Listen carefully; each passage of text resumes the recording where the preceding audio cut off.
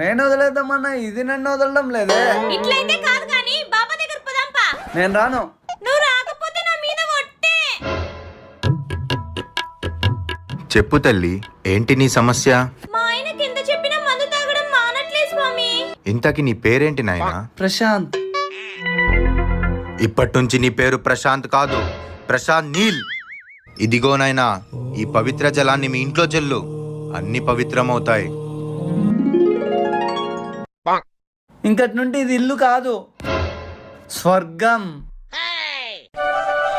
ఇంకటి నుండి నువ్వు నా పిల్లాడివి కాదు, నా దేవతవి.